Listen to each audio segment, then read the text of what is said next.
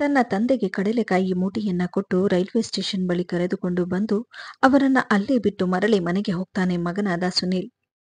ಸಂಜೆ ಆಗೋ ಮೊದಲೇ ಆ ಮೂಟೆಯಲ್ಲಿರುವ ಕಡಲೆಕಾಯಿಯನ್ನ ಮಾರಿ ಆ ವಯಸ್ಸಾದ ತಂದೆ ರೇವಣ್ಣ ಮನೆಗೆ ಬರಬೇಕಾಗಿತ್ತು.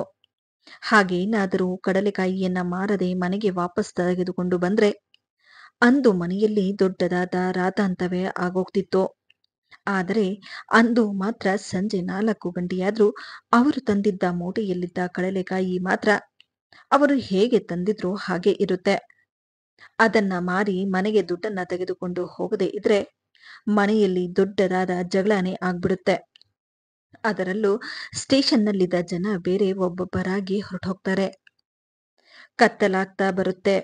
ಅದರಲ್ಲಿ ಅವರೊಬ್ಬರೇ ಅಲ್ಲಿ ಕುಳಿತುಕೊಂಡಿರ್ತಾರೆ.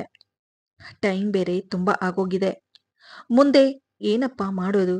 ಮೊದಲೇ ವಯಸ್ಸಾಗಿದೆ ಅನ್ನೋ ಯೋಚನೆಯಲ್ಲಿ ಎದ್ದು ಕಡಲೆಕಾಯಿಯನ್ನ ಮಾರುತ್ತಾ ಹೋಗುತ್ತಾ ಇದ್ದಾಗ, ರೋಡ್ ಕ್ರಾಸ್ ಮಾಡ್ತಾ ಇದ್ದಾಗ ಸಡನ್ ಆಗಿ ಒಂದು ಗಾಡಿ ಬರುತ್ತೆ. ಇನ್ನು ಸುಸ್ತಾಗಿದ್ದ ಅವರ ಬಳಿ ಒಬ್ಬ ವ್ಯಕ್ತಿ ಬಂದು, ಇಷ್ಟೊತ್ತಲ್ಲಿ ಏನ್ ಮಾಡ್ತಾ ಇದ್ದೀರಾ? ನಿಮಗೆ ಯಾರು ಮಕ್ಳಿಲ್ವಾ? ಕತ್ತಲಾದ ಮೇಲೆ ಎಲ್ಲಿರ್ತೀರಾ ನೀವು? ನೀವು ಎಲ್ಲಿರುವುದು? ಎಂದು ಹೇಳಿ ಆತ ಹಲವು ಪ್ರಶ್ನೆಗಳನ್ನ ಮಾಡ್ತಾರೆ. ಆಗ ರೇವಣ್ಣ ಹೇಳಿದ್ದನ್ನು ಕೇಳಿ ಆ ಮನುಷ್ಯ ಒಂದು ಕ್ಷಣಕ್ಕೆ ಬೆಚ್ಚಿ ಬೀಳ್ತಾನೆ.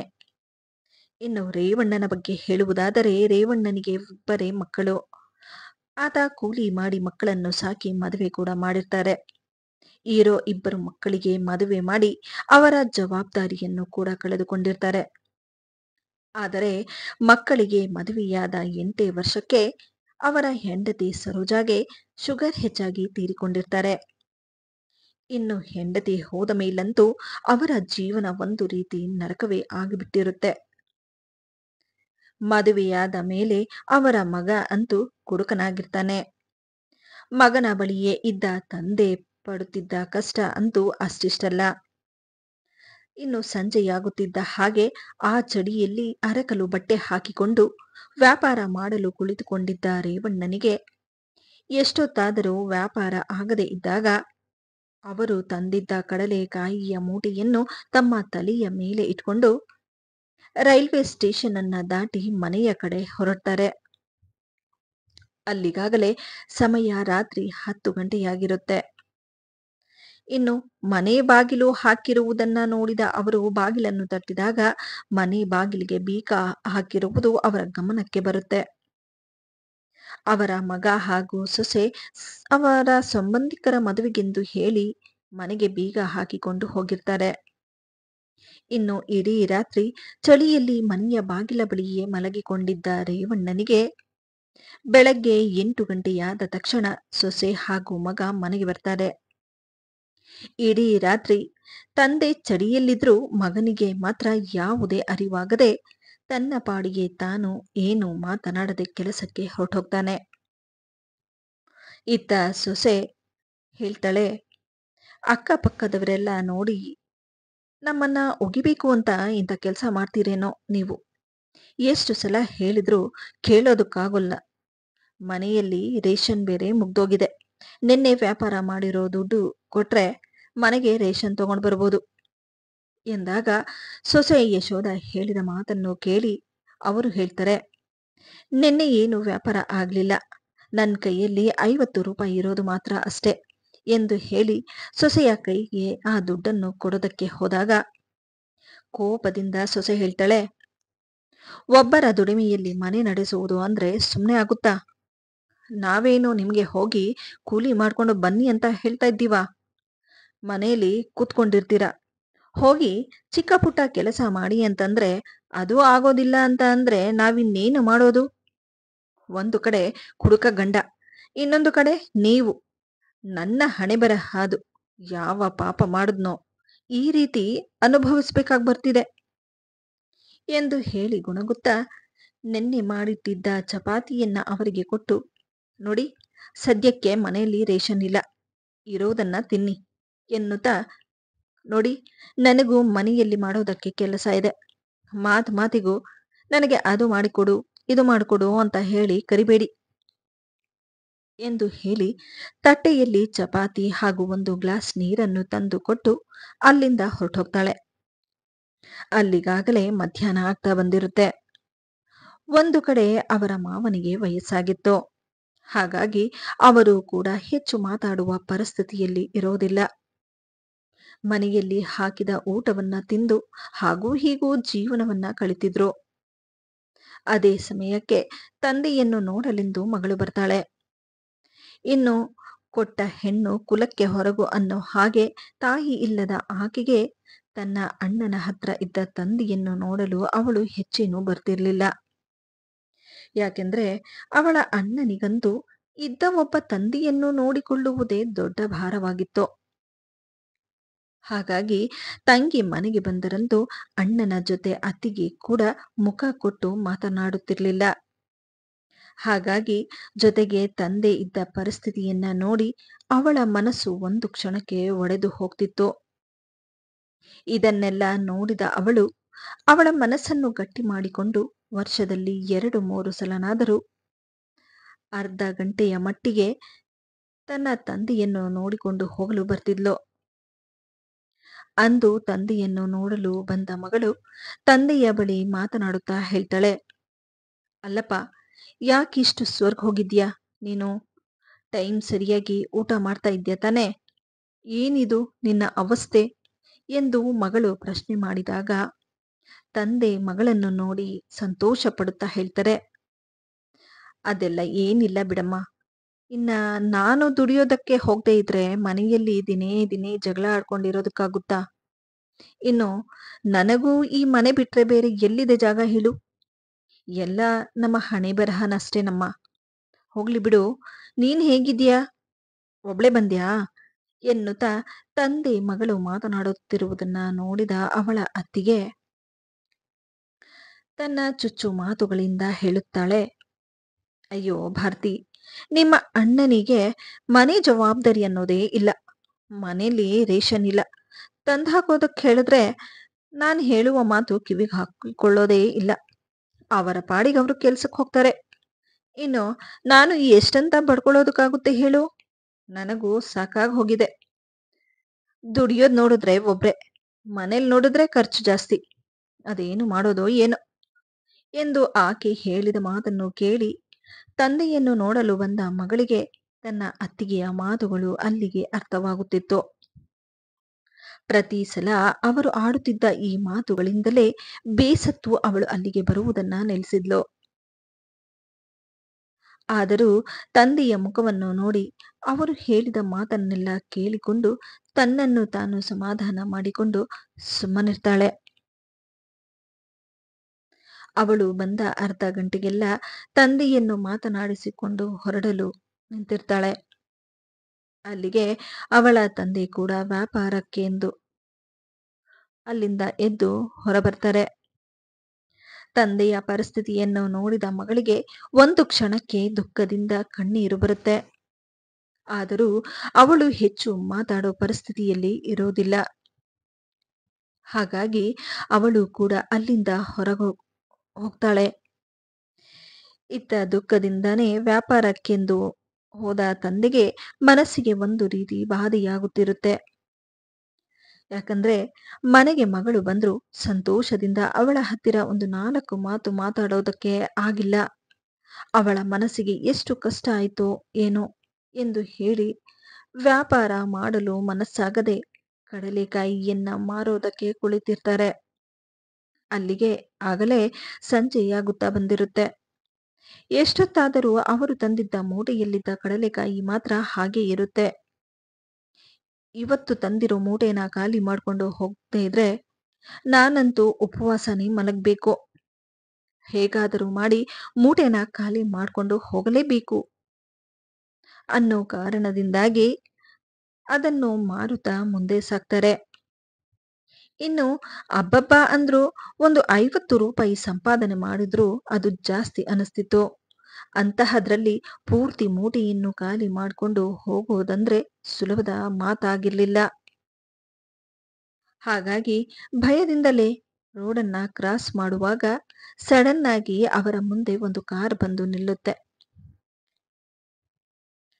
ಇತ್ತ ಮೊದಲೇ ಸುಸ್ತಾಗಿದ್ದ ರೇವಣ್ಣ ಗಾಬರಿಯಿಂದ ಅಲ್ಲೇ ಕುಳಿತು ಬಿಟ್ರು. ಅದನ್ನು ನೋಡಿದ ಆತ ಗಾಬರಿಯಿಂದ, ಎಲ್ಲಿಗೆ ಹೋಗ್ಬೇಕು ನೀವು? ಇಷ್ಟು ವಯಸ್ಸಾಗಿದೆ, ಇಲ್ಲೇನು ಮಾಡ್ತಾ ಇದ್ದೀರಾ? ನಿಮಗೆ ಮಕ್ಕಳು ಯಾರು ಇಲ್ವಾ? ಇಷ್ಟೊತ್ತಲ್ಲಿ ನಿಮಗೇನಿಲ್ಲಿ ಕೆಲಸ? ಎಂದಾಗ ಆತ ಹೇಳಿದ ಮಾತನ್ನು ಕೇಳಿ ಒಂದು ಕ್ಷಣಕ್ಕೆ ಆ ಮನುಷ್ಯನೇ ಬೆಚ್ಚಿಬೀಳ್ತಾನೆ.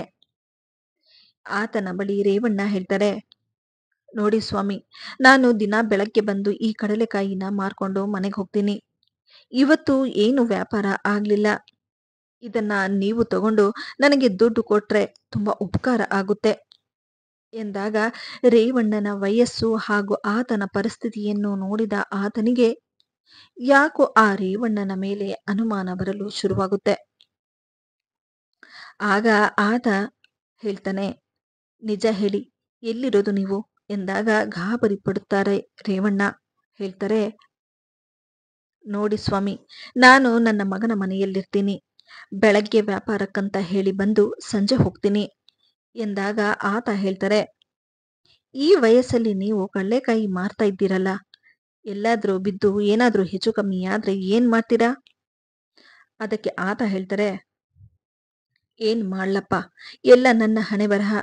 ನಾನು ವ್ಯಾಪಾರ ಮಾಡದೇ ಇದ್ರೆ ಮನೆಯಲ್ಲಿ ನನಗೂ ಊಟ ಕೂಡ ಸಿಗಬೇಕಲ್ಲ. ಎಂದಾಗ, ನೋಡಿ, ನೀವು ಭಯ ಪಡಬೇಡಿ, ಇದನ್ನ ನಾನ್ ತಗೊಳ್ತೀನಿ. ಈ ದುಡ್ಡನ್ನ ನೀವು ಇಟ್ಕೊಳ್ಳಿ ಎಂದು ಹೇಳಿ ಅವರ ಬಳಿ ಇದ್ದ ಕಡಲೆ ಕಾಯಿಯನ್ನ ತೆಗೆದುಕೊಂಡು ಅದಕ್ಕೆ ದುಡ್ಡನ್ನ ರೇವಣ್ಣನ ಕೈಗೆ ಕೊಟ್ಟಾಗ ರೇವಣ್ಣ ಸಂತೋಷದಿಂದ ಹೇಳ್ತಾರೆ, ತುಂಬಾ ದೊಡ್ಡ ಉಪಕಾರ ಮಾಡ್ದೆ. ಆ ದೇವರು ನಿನ್ನನ್ನ ಚೆನ್ನಾಗಿಟ್ಟಿರ್ಲಿ. ನೋಡಪ್ಪ, ಈಗಾಗಲೇ ಟೈಮ್ ತುಂಬಾ ಆಗೋಗಿದೆ. ಸರಿಯಾಗಿ ನಾನು ಮನೆಗೆ ಹೋಗದೆ ಇದ್ರೆ ನಾನು ಮನೆ ಹೊರಗಡೆ ಮಲಗಬೇಕಾಗಿ ಬರುತ್ತೆ. ಮನೆವರೆಗೂ ನನ್ನನ್ನ ಬಿಟ್ರೆ ತುಂಬಾ ದೊಡ್ಡ ಉಪಕಾರ ಮಾಡಿದ ಹಾಗಾಗುತ್ತೆ. ಎಂದಾಗ ಆತ ಹೇಳ್ತಾರೆ, ಯಾಕಿಷ್ಟು ಭಯ ಪಡ್ತಿದ್ದೀರಾ? ನಿಮಗೆ ಯಾರಿಂದಾದ್ರೂ ತೊಂದರೆ ಇದೆಯಾ? ಎಂದಾಗ ಆತ ಹೇಳ್ತಾರೆ, ಹಾಗೇನಿಲ್ಲಪ್ಪ, ಆದ್ರೆ ಸರಿಯಾದ ಸಮಯಕ್ಕೆ ಮನೆಗೆ ಹೋಗದೆ ಇದ್ರೆ ನನ್ನ ಸೊಸೆಗೆ ಕೋಪ ಬರುತ್ತೆ. ಎಂದಾಗ ಆ ಮನುಷ್ಯನಿಗೆ ರೇವಣ್ಣನ ಮೇಲೆ ಅನುಮಾನ ಬರುತ್ತೆ. ಹಾಗಾಗಿ ರೇವಣ್ಣನ ಮುಂದೆ ಏನೂ ಮಾತನಾಡದೆ ಆತನನ್ನು ಮನೆಗೆ ಕರೆದುಕೊಂಡು ಹೋಗ್ತಾನೆ. ಇನ್ನು ಮನೆಯ ಮುಂದೆ ಕಾರನ್ನು ನಿಲ್ಲಿಸಿ ಆತನನ್ನು ಕೆಳಕ್ಕೆ ಇಳಿಸ್ತಾರೆ.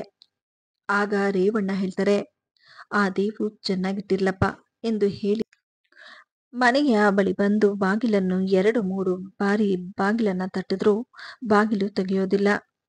ಕೊನೆಗೂ 5 ನಿಮಿಷಗಳ ನಂತರ ಬಾಗಿಲು ತೆಗೆದು ಬಾಗಿಲ ಬಳಿ ನಿಂತಿದ್ದ ರೇವಣ್ಣನನ್ನು ನೋಡಿದ ಅವರ ಸೊಸೆ ಹೇಳ್ತಾಳೆ, ಮನೆಗ್ ಬರೋದಕ್ಕೆ ಟೈಮ್ ಟೇಬಲ್ ಏನು ಇಲ್ವಾ ನಿಮಗೆ? ದಿನ ಹೇಳಿ ಹೇಳಿ ಸಾಕಾಗ್ತಿದೆ. ಸರಿಯಾದ ಸಮಯಕ್ಕೆ ಮನೆಗೆ ಬರೋದಕ್ಕಾಗಲ್ವಾ ನಿಮ್ ಕೈಯಲ್ಲಿ? ನೀವು ಬಂದ ತಕ್ಷಣ ಬಾಗಿಲು ತೆಗೆಯೋದಕ್ಕೆ ನಾನು ಆಳಾಗಿ ಬಾಗಿಲ ಬಳಿ ನಿಂತುಕೊಂಡಿರ್ಬೇಕಾ? ಇನ್ನೊಂದು ಸಲ ಇದೇ ಕೆಲಸನ ಮಾಡಿದ್ರೆ ಬಾಗಿಲು ತೆಗೆಯೋದೇ ಇಲ್ಲ. ಎಲ್ಲಿ, ಇವತ್ತಾದ್ರೂ ದುಡ್ಡನ್ನ ತಂದ್ರೋ ಇಲ್ವೋ? ಎಂದಾಗ ರೇವಣ್ಣ ತಮ್ಮ ಜೇಬಿನಲ್ಲಿ ಕರ್ಚೀಫಿನಲ್ಲಿ ಇಟ್ಟಿದ್ದ ದುಡ್ಡನ್ನ ಎತ್ತಿ ತನ್ನ ಸೊಸೆಗೆ ಕೊಡಲು ಹೋದಾಗ ಆ ದುಡ್ಡು ಅಲ್ಲಿ ಇರೋದಿಲ್ಲ. ಇನ್ನು ಗಾಬರಿಯಲ್ಲಿ ಅವರು ದುಡ್ಡನ್ನ ಎಲ್ಲೋ ಹಾಕಿಬಿಟ್ಟಿರ್ತಾರೆ. ತಕ್ಷಣವೇ ಭಯದಿಂದ ಅವರು ಹೇಳ್ತಾರೆ, ಅಯ್ಯೋ, ಕಳ್ಳೆಕಾಯಿ ಮಾರಿದ ದುಡ್ಡು ಜೇಬಲ್ಲಿ ಇಟ್ಕೊಂಡಿದ್ದೆ, ಎಲ್ಲೋ ಬಿದ್ದೋಗಿದೆ. ಎಂದಾಗ ಸೊಸೆ ಹೇಳ್ತಾಳೆ, ಇದೆಲ್ಲ ಬೇಕು ಅಂತಾನೆ ಮಾಡ್ತಾ ಇರೋ ನಾಟಕ ನೀವು.